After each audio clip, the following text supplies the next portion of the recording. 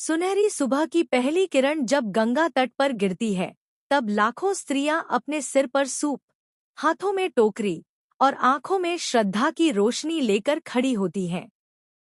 वे गा रही होती हैं, केलवा जैसे फरेला पानी में। ये दृश्य सिर्फ एक पूजा का नहीं, बल्कि हजारों वर्षों की परंपरा, आस्था और विज्ञान का प्रतीक है।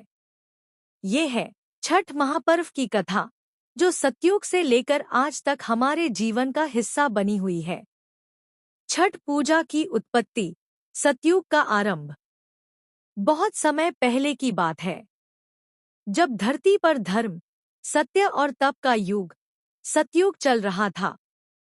राजा प्रजापति दक्ष की पुत्री देवी छठी मैया, जिन्हें उषा या षष्ठी देवी कहा गया, सूर्य देव की बहन मानी जाती थी।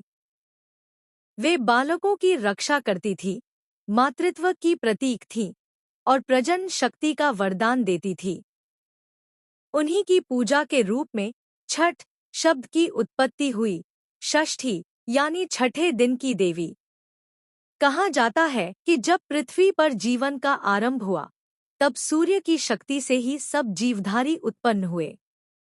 इसीलिए मानव ने सूर्य को पिता और उषा, छठी मैया, को माता के रूप में पूजना शुरू किया। यहीं से शुरू हुई छठ पूजा की परंपरा। राजा प्रियव्रत और सूर्य उपासना की कथा। एक अन्य कथा के अनुसार राजा प्रियव्रत की कोई संतान नहीं थी। उन्होंने हर देवता की पूजा की, पर कोई फल नहीं मिला। एक दिन उनकी पत्नी मालिनी ने वरदान की इच्छा से यज्ञ कराया।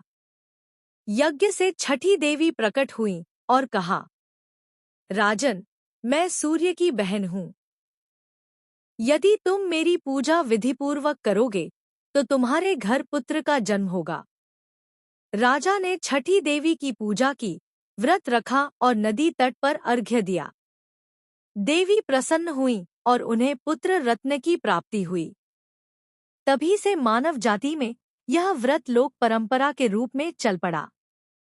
महाभारत युग, कुंती और द्रौपदी की छठ उपासना। महाभारत काल में भी छठ व्रत का उल्लेख मिलता है। जब पांडव वनवास में थे, द्रौपदी ने सूर्य देव से प्रार्थना की, हे आदित्य देव, हमें संकट से मुक्त करें, हमारे परिवार की रक्षा करें। सूर्यदेव ने कहा, यदि तुम मेरी बहन छठी मैया का व्रत रखोगी, तो तुम्हारे सारे कष्ट मिट जाएंगे। द्रौपदी ने 4 दिनों का व्रत रखा। पहले दिन नहाए खाए, दूसरे दिन खरना, तीसरे दिन संध्या अर्घ्य और चौथे दिन उषा।